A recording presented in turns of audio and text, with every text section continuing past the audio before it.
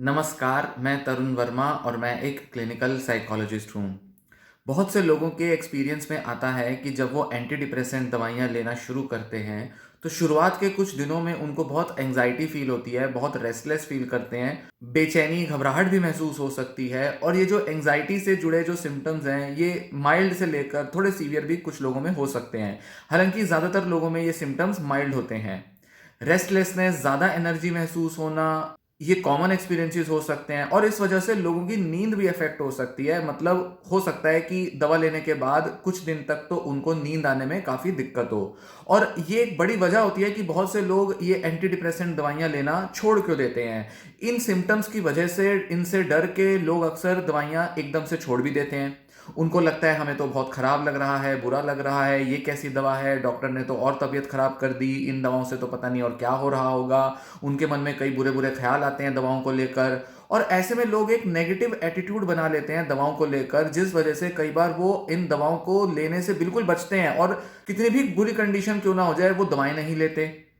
जबकि बहुत से लोगों को ये दवाइयाँ हेल्प कर सकती हैं, उनकी कंडीशन को बेटर कर सकती हैं, पर सही नॉलेज ना होने की वजह से, इन दवाओं के काम करने के तरीके को ना समझने की वजह से, लोग अक्सर एक गलती कर देते हैं और एंटी डिप्रेसेंट दवाओं को गलत समय पर छोड़ देते हैं, जिस वजह से उनकी कंडीशन बिगड़ती जाती है, वर्स हो सकती है और ऐसे में डिप्रेशन का इलाज ना मिलने से उनकी प्रॉब्लम्स बढ़ती जाती हैं। तो इस वीडियो में यही बताऊंगा आपको कि ऐसा क्यों होता है कि कुछ एंटी डिप्रेसेंट दवाओं को लेने से एंजाइटी, रेस्टलेसनेस, बेचैनी कुछ दिनों के लिए बढ़ती है, जिसे हम कह सकते हैं कि ये इन दवाओं का एक साइड इफेक्ट होता है। तो होता ये है कि जो लोग एंटी डिप्रेसेंट दवाइयाँ लेना शुरू करते हैं, तो इन दवाओं की वजह से ब्रेन में सेरोटोनिन लेवल इंक्रीज होता है। क्योंकि इन दवाओं का जो मोटे तौर पे काम होता है वो ये होता है कि सेरोटोनिन के लेवल को बढ़ने में मदद करें। सेरोटोनिन एक ऐसा केमिकल होता है जिसे न्यूरोट्रांसमीटर कहते हैं, जो कि ऐसा देखा गया है कि डिप्रेशन को कॉज करने में रिस्पॉन्सिबल होता है, या ये कहें कि जिन लोगों को डिप्रेशन होता है उनमें सेरोटोनिन के लेवल कम पाए जाते हैं, भले ही ये उसको कॉज करे या ना करे। तो सेरोटोनिन के लेवल को बढ़ाने से डिप्रेशन के दूर जाने के चांस बढ़ जाते हैं। तो ये एसएसआरआई दवाइयाँ, मतलब सेलेक्टिव सेरोटोनिन रीअपटेक इनहिबिटर्स, जो कि एंटी डिप्रेसेंट दवाइयाँ होती हैं, ये सेरोटोनिन के लेवल को बढ़ाती हैं। पर साथ ही ये देखा गया है कि ये दवाइयाँ ब्रेन के अंदर अलग अलग पाथवेज, अलग अलग रास्तों से कुछ दूसरे केमिकल्स को भी अफेक्ट करती हैं। क्योंकि ये दवाइयाँ इतनी सेलेक्टिव नहीं होती कि बस दिमाग के किसी एक हिस्से में जाकर सेरोटोनिन का लेवल बढ़ा दें। इनफैक्ट दिमाग के कई सारे हिस्से डिप्रेशन लाने के लिए रिस्पॉन्सिबल होते हैं और दिमाग के अंदर जो न्यूरॉन्स के जो कनेक्शंस होते हैं वो भी अलग अलग जगह पर डिप्रेशन का कारण बनते हैं। तो कई बार ये दवाइयाँ सिर्फ सेरोटोनिन के लेवल को बढ़ाने की बजाय कुछ दूसरे केमिकल्स को भी अफेक्ट करती ही हैं और यही वजह है कि साइड इफेक्ट्स आते हैं। तो अगर हम कहें कि ये एंजाइटी और स्ट्रेस का ज्यादा एक्सपीरियंस होना एक तरह का साइड इफेक्ट है, तो ये साइड इफेक्ट इसलिए आ रहा है क्योंकि दिमाग के अंदर सेरोटोनिन और भी कई सारी एक्टिविटीज कर रहा है, ये दवाइयां और भी कई सारे इफेक्ट्स ला रही है, जिसकी वजह से एंजाइटी हो रही है।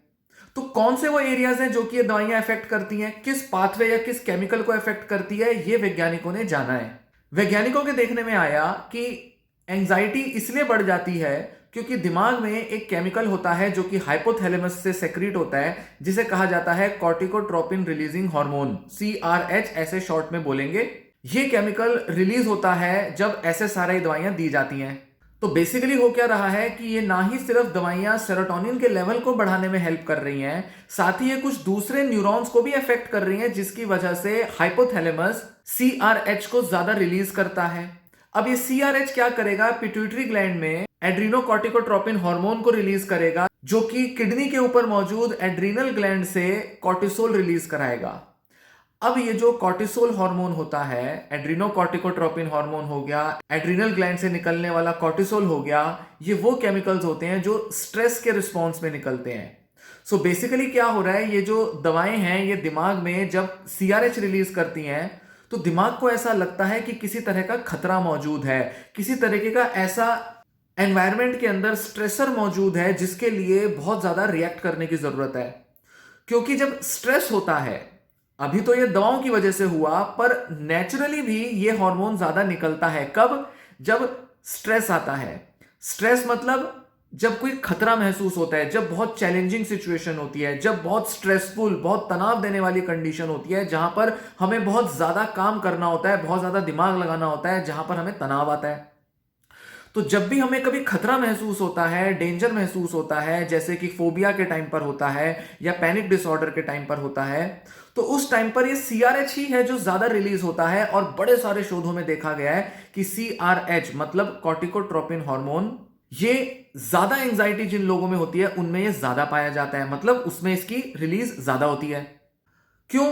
क्योंकि ये खतरे को भांपने में हेल्प करती है। जब भी लगेगा कि किसी जगह पर खतरा है, जैसे कि कोई पर्सन जिसको फोबिया है, मान लीजिए हाइट का या पानी का डर है, तो जब भी ज्यादा पानी दिखाई देगा, गहराई दिखाई देगी, कोई नदी, समंदर या कोई स्विमिंग पूल जैसी जगह कोई दिखाई देगी, तो दिमाग के अंदर सीआरएच निकलेगा जो कहेगा कि खतरा है, दूर हटो यहां से।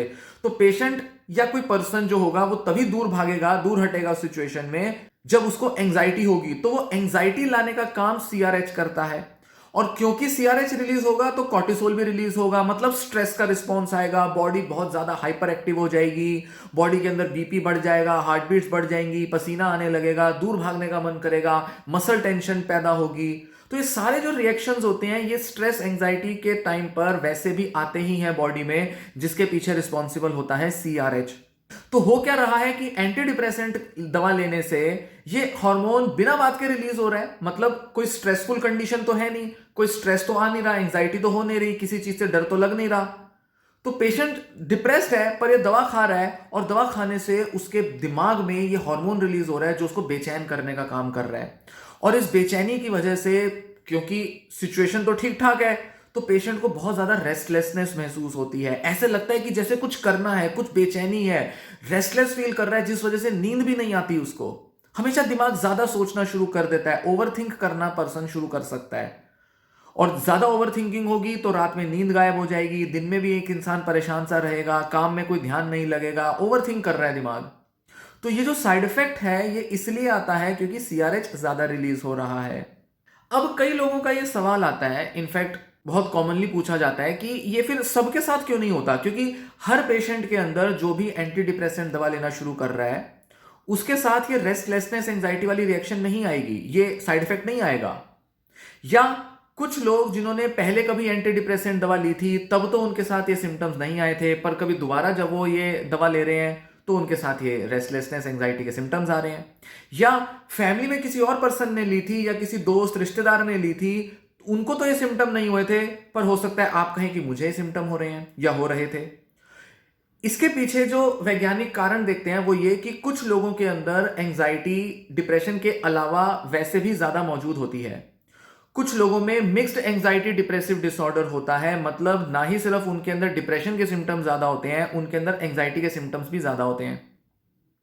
या तो ये कहेंगे कि डिप्रेशन के आने से पहले भी उनके अंदर बहुत एंजाइटी थी, डिप्रेशन के टाइम पर भी एंजाइटी बनी हुई है, और उनका बेसिक नेचर है कहीं बहुत ज्यादा टेंशन लेने का, बहुत ज्यादा बेचैन और परेशान होने का। तो जिन लोगों का या तो पर्सनैलिटी टाइप ऐसा है जिसमें कि वो ज्यादा टेंस और नर्वस फील करते हैं, जैसे कि सोशल एंजाइटी डिसऑर्डर हो सकता है, एंग्शियस एवॉइडेंट पर्सनैलिटी डिसऑर्डर हो सकते हैं, या जस्ट हाई न्यूरोटिसिज्म लेवल है। न्यूरोटिसिज्म एक ऐसा पर्सनैलिटी ट्रेट होता है जिसमें एक पर्सन बायोलॉजिकली ज्यादा चिंता, ज्यादा सोचने के लिए आप कह सकते हैं कि प्री प्रोग्राम्ड होता है। तो इन लोगों में जिनका एंग्शियस नेचर होता है, एंजाइटी के सिम्टम्स भी डिप्रेशन के साथ होते हैं, उनमें ये सिम्टम्स ज्यादा देखने में आता है एंटी डिप्रेसेंट दवा लेने के बाद, जिसमें उनकी एंजाइटी दवा लेने के बाद पहले से ज्यादा बढ़ जाती है। वैसे शायद उनको थोड़ी एंजाइटी फील होती थी, अब ज्यादा एंजाइटी फील होने लगती है। इसलिए दवाओं में पर्सनैलिटी ट्रेट्स का बहुत बड़ा कंट्रीब्यूशन होता है। दवाएं क्या असर लाएंगी, पर्सनैलिटी, जेंडर, एज, सब चीजें मैटर करती हैं। और ऐसे में जब किसी पर्सन में मिक्स्ड सिम्टम्स होते हैं तो या तो डॉक्टर क्या करेगा, उसके लिए एंजाइटी के सिम्टम्स को कम करने के लिए साथ में एक बेंजोडायजेपिन दवा दे देगा। बेंजोडायजेपिन दवाइयां वो होती हैं जो एंग्जाइटिक दवाइयां कहते हैं, जो कि इन एंजाइटी वाले केमिकल्स को कम करने का काम करती हैं, सीआरएच के लेवल्स को भी कम करती हैं, सप्रेस करती हैं। तो कॉर्टिकोट्रोपिन रिलीजिंग हार्मोन के लेवल्स को कम करेगी ये बेंजोडायजेपिन दवा, जैसे कि लोराजेपैम, क्लोनाजेपैम। तो एक तरफ तो वो लोग हैं जिनको सिर्फ एंजाइटी है, उनको एसएसआरआई दवा मिल रही है, उनमें भी दवा लेने के बाद एंजाइटी का लेवल बढ़ेगा। उनमें तो बेंजोडाइजेपिन दवाइयां भी दी जाएंगी और एसएसआरआई भी दी जाएंगी। क्यों? क्योंकि एसएसआरआई दवाइयां जो है वो करीब करीब फर्स्ट लाइन ट्रीटमेंट के तौर पे दी जाती हैं पेशेंट्स को जिनमें एंजाइटी डिसऑर्डर है। जैसे जीएडी, जनरलाइज्ड एंजाइटी डिसऑर्डर, इसमें फर्स्ट लाइन ट्रीटमेंट के तौर पे एसएसआरआई दवाइयां ही दी जाती हैं। तो डिप्रेशन हो या एंजाइटी डिसऑर्डर हो या मिक्स्ड डिप्रेशन एंजाइटी हो, इन तीनों में एसएसआरआई दवाइयां दी जाएंगी। तो ऐसे में एसएसआरआई दवाइयां क्या करेंगी? सेरोटोनिन के लेवल को तो बढ़ा रही हैं, पर जिन जिन लोगों में पहले से ही एंजाइटी ज्यादा थी, मतलब उनके पहले से ही सीआरएच के लेवल ज्यादा होते थे, डिप्रेशन को दूर करने की, एंजाइटी को दूर करने की इन एसएसआरआई दवाइयों ने एंजाइटी को और बढ़ा दिया, सीआरएच को और ज्यादा इंक्रीज कर दिया। तो इन लोगों में साइड इफेक्ट्स ज्यादा देखने में आएंगे। इनफैक्ट डिप्रेशन की दवा का असर आने में तो 4, 6, 8 हफ्ते लग सकते हैं, पर अक्सर लोग साइड इफेक्ट्स पहले एक्सपीरियंस कर लेते हैं, क्योंकि सेरोटोनिन के लेवल को बढ़ाने का ही सिर्फ काम नहीं है इन दवाओं का जिससे कि ये डिप्रेशन दूर होगा। डिप्रेशन को दूर होने के लिए और भी काफी सारे न्यूरोलॉजिकल चेंजेस की जरूरत होती है। मूड को बेटर होने में काफी टाइम लगता है, क्योंकि ब्रेन के अंदर न्यूरॉन्स में और भी बड़े सारे बदलाव आने जरूरी हैं। इनफैक्ट आरएनए के अंदर चेंज आना वो भी जरूरी है, तभी डिप्रेशन दूर हो पाता है, मूड बेटर हो पाता है। तो जो नंबर ऑफ चेंजेस हैं, जितने ज्यादा चेंज डिप्रेशन को दूर करने में चाहिए, एंजाइटी को लाने में उतने ज्यादा चेंज नहीं आने होते।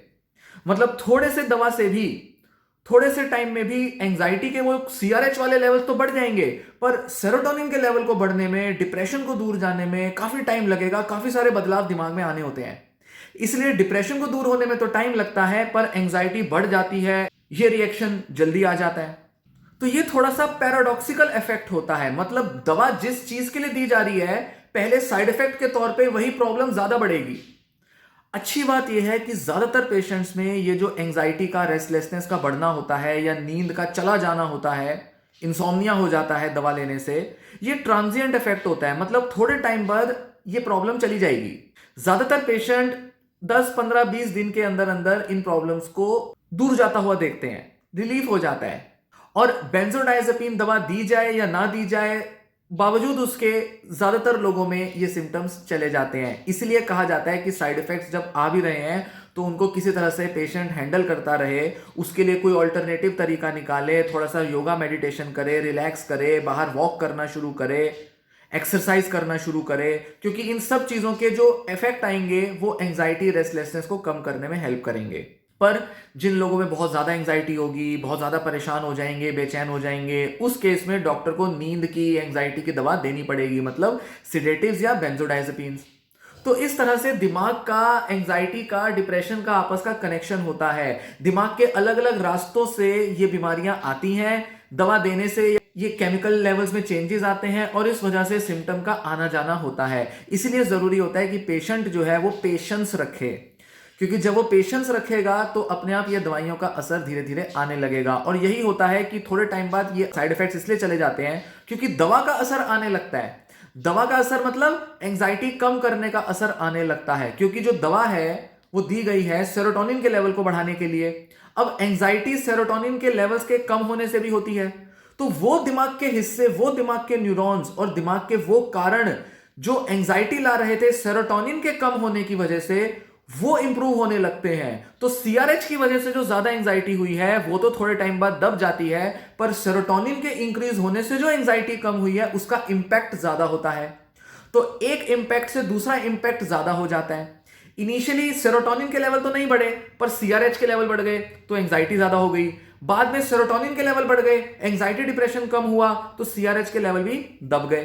तो इस तरह से एंजाइटी डिप्रेशन की दवाइयां काम करती हैं। बहुत इंपॉर्टेंट है ये सब चीजें जानना, बेहद जरूरी है, ताकि आप सही डायरेक्शन, सही गाइडेंस ले पाएं अपने ट्रीटमेंट के लिए। और बहुत सारे लोग मेरे एक्सपीरियंस में देखने में आते हैं, सारे साइकाइट्रिस्ट, क्लिनिकल साइकोलॉजिस्ट के एक्सपीरियंस में देखने में आते हैं कि पेशेंट्स सिर्फ इन छोटे छोटे साइड इफेक्ट से डर के, परेशान होकर दवाइयां छोड़ देते हैं। इनफैक्ट जिन लोगों को ज्यादा एंजाइटी होगी, एंजाइटी का सिम्टम बढ़ेगा, उनमें वैसे ही ऑलरेडी टेंडेंसी होती है डर जाने की, फिजिकल सिम्टम से डर जाने की।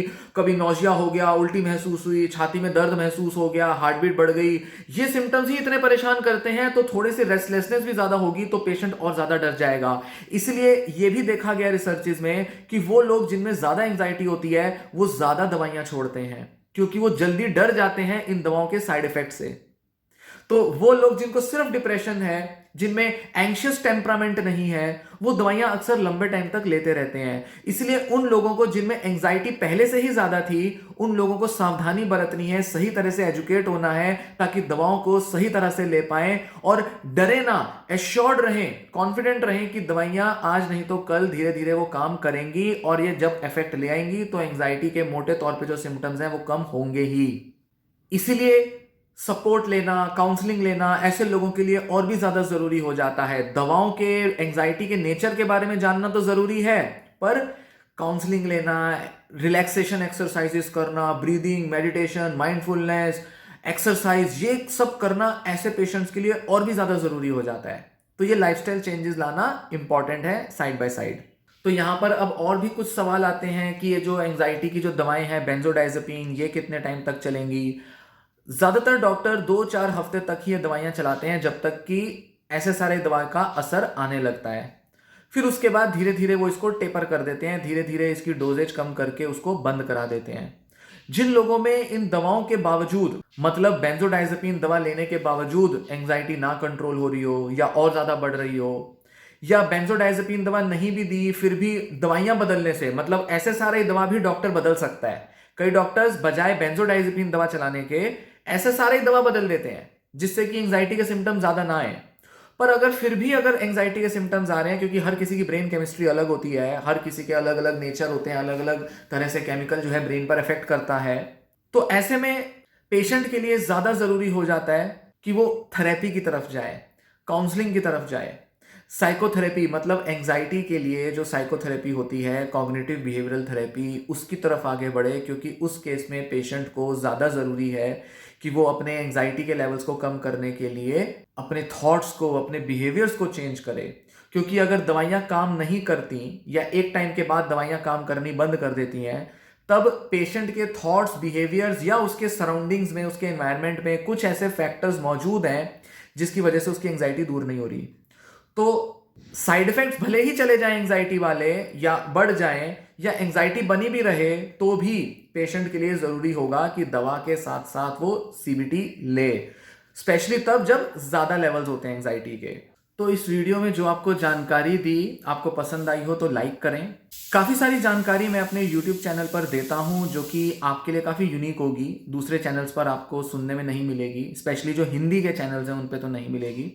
इंग्लिश के काफ़ी सारे चैनल्स हैं जिन पर आपको बहुत सारी ऐसी जानकारी मिल सकती है, ब्रीफ में, डिटेल में आपको मिल जाएगी। लेक्चर्स होंगे या सिंपल वीडियोस होंगे, एनिमेशंस में या कैसे भी करके आपको मिल जाएंगी। तो अगर आप अच्छी इंग्लिश जानते हैं, सुनना समझना कोई प्रॉब्लम नहीं है आपके लिए, तो आप इंग्लिश वीडियोस ज़रूर देखें। साइकेट्रिस्ट, न्यूरोलॉजिस्ट ने बहुत सारी ऐसी वीडियोस बना रखी हैं।